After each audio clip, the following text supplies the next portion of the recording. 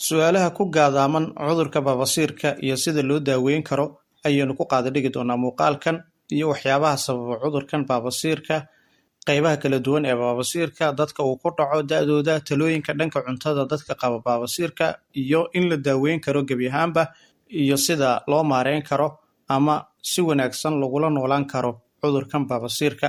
oo waxa aan ku eegi doono muuqaalkan haddii Allah awoodda leh uu ogolaado. Fadlan subscribe inoo saar channelkan, like garee muuqaalkan, la wadaag asxaabtaada.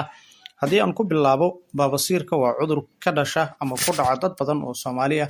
Sababaha weyn ee ka dhasha cudurkan waa isbedelada dhanka cuntada iyo qaab nololeedka qofka. Cudurkan oo saameyn ku haya dunida oo dhan, tusaale ahaan 50% shacabka Soomaalida waxay la daalaa dhacaan baabasiirka sida laga soo xigtay waaxda qaran ee diiwaanka arrimaha dawooyinka. Khabiir ku takhasusay cudurka baabasiirka oo ka jawaabay su'aalahan isla markaana faahfaahin ka bixiyay waxa uu sheegay in cudurkan uu yahay cudur halis ah isla markaana haddii aan la daaweynin muddo dheer in uu saameyn ku yeelan karo qofka. Haddaba maxaa sababa baabasiirka? Marka ay bararaan xididada dhiigga ee u dhow qofka halka uu ka saxaroodo, marka waxaa cadaadis xad dhaaf ah la saaraa qulqulka dhiigga ee xididadaas. Bararka ayaa ku bilaabmaya halkaasi, waxaana jira sababo badan oo keena bararka xididada dhiigga. Xididadan ayaa ah kuwo aad u mashquul badan. Marka uu qofka saxaroonayo, waxaa laga yaabaa in qofka uu musqusha ku daaho, calool istaag ayaa ka dhasha arrintani. Sidoo kale dadka qaar waxay isku arki karaan shuban joogto ah, miisaanka qofka oo kordha, qofka inuu iska yareeyo cabidda biyaha badan. Waa waxyaabo si inta badan joogto ah u xoojiyo baabasiirka. Dumarka waxay aad ugu nugul yihiin calool istaaga iyo baabasiirka xilliga ay uurka leeyihiin. Qaybaha kala duwan ee baabasiirka ayaan eegi doonaa. Cudurka baabasiirka waxa uu ku dhacaa gudaha iyo halka laga saxaroodo qofka, ayna si daran u saameyso, walaac xoogganna uu la kulmi karo. Mararka qaar waxaa dhacda in dibadda uu soo baxo, waxaana uu qofka dareemayaa cuncun iyo dhiigbax. Dadka qaar uu ku dhaco cudurkan, xididada dhiigga qaada ee goobta laga saxaroodo ayaa barara. Waxaa laga yaabaa in uu ku sameysmo xinjirowga dhiigga. Haddaba cudurkan wuxuu ku dhici karaa qof kasta, da' kasta uu jiro, laakiin waxa uu ku badan yahay dadka da'doodu ay u dhaxayso 20 ilaa 50 sano jir.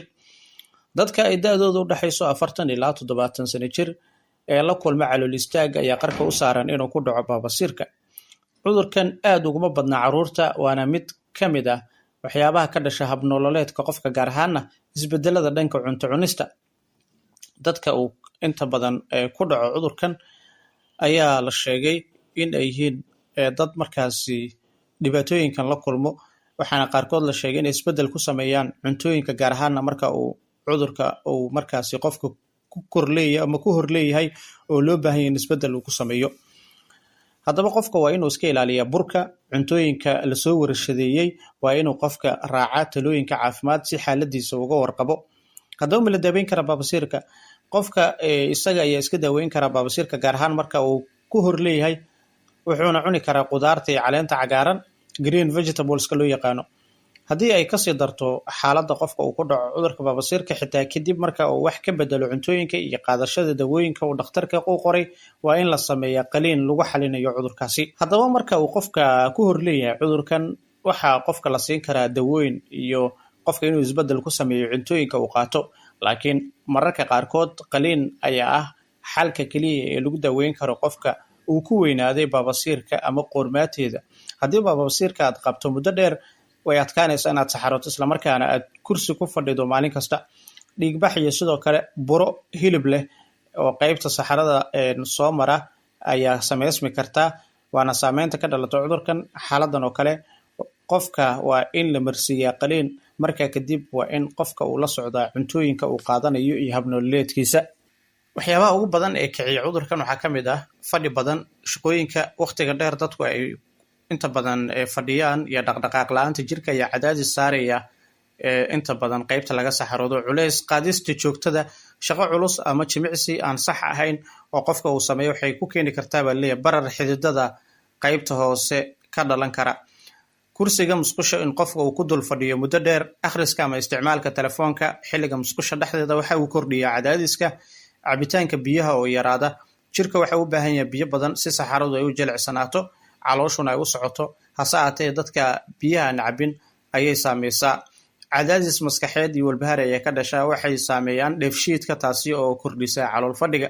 waxyaabaha ugu badan ee laleeyahay waa loo aaneynayaa cudurkan waa ay kiciyaan ama saameyn ay ku leeyihiin waxaa ka mid ah cuntooyinka dufanka badan sida hilibka shiilan, bagarka ama cuntooyinka inta badan loo yaqaano cuntooyinka fudfudud ee Soomaalidu ay isticmaasho sida baradhada ama jibsiga, bagarka ama hambeegarka waxay saameyn ku yeeshaan dheefshiidka.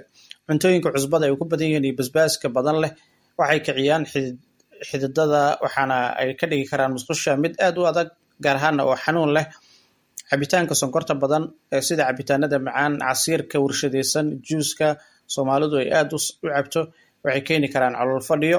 kafeega iyo shaha badan sidoo kale waxay qalajiyaan jirka oo biyo yar ayuu caloosha inta badan ku heli karaa.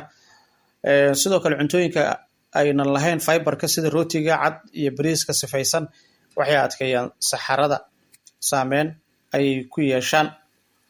haddaba sida la isaga daweyn karo dadka markii loo sheego in uu qofka qabo baabasiir waxuu qofka ka walwalayaa sida uu uga bogson karo, waxaana uu sidoo kale la kulmayaa dhakhtar isagoo rabo inuu ogaado xaaladan uu dareemayo sida looga hortegi karo. waxaa ka mid ah waxyaabaha talooyinka dhakhaatiirta ay bixiyaan ka mid ah cunto isu dheelitiran sida cuntooyinka ay ku badan yihiin fiberka, mishaarida, khudaarta, miraha leh, lowska waxay jilciyaan saxarada taasi oo ka dhigaysa musqusha mid aad markaas u wanaagsan. sidoo kale biyo badan ugu yaraan 8 galaas maalinkii ayaa cabaysa si calooshaada u shaqayso. jimicsi fudud ayaa sameynaysa, socodka iyo dhaqdhaqaaqa yar dhiigga ayuu inta badan sifeeyaa oo saameyn wanaagsan ayuu jirka ku leeyahay. marka laga fogaado fadhiga iyo waqtiga dadka ay ku daahayaan fadhi ku-diriiryada gaar ahaana kuraasta inta badan lagu fadhiyo saacado badan haddii aad fadhido waxay taasi saameyn ku yeelan kartaa calaamadahan aynu soo sheegnay. waxyaabaha kale ee looga hortegi karo waxaa ka mid ah in qofka uu ku fariisto biyo diiran, sit bath waxa loo yaqaano 10 ilaa 15 daqiiqo 2 ilaa 3 jeer maalinkii, inuu isticmaalo maro qoyan halkii uu qofka ka isticmaali lahaa warqad ama gacantiisa.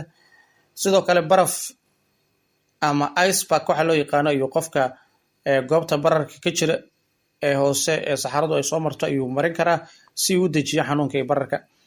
dawooyinka kale waxaa ka mid ah kareemyada dhakhaatiirtu ay ku taliyaan, kaniiniyada xanuun baabi'iyaha sida paracetamolka, brufenka iyo markaasi kaniinada kale haddii xanuunka uu daran yahay. fiberka, cuntooyinka ay ku badan yihiin supplementyada ayaa ka mid ah. waxyaabaha kale ee la sameeyana waa injection therapy, cirbad in qofka lagu daro, qaliin inuu qofka maro waa qayb ka mid ah waxyaabaha ugu badan ee dhakhaatiirtu ay ku taliyaan. inta ayaan kusoo gabagabeynaya muuqaalkeena, fadlan like garee oo la wadaaga asxaabtaada. muuqaalkan iyo muuqaalkiisa xiga dib dambe inta aynu ugu wada kulmi doono, fadlan waxaan idin rajeynayaa in maalinkeenu uu wanaagsanaado. waxaana rajeynayaa muuqaalkan muuqaalkiisa xiga inuu kasii xiiso badnaan doono. hase ahaatee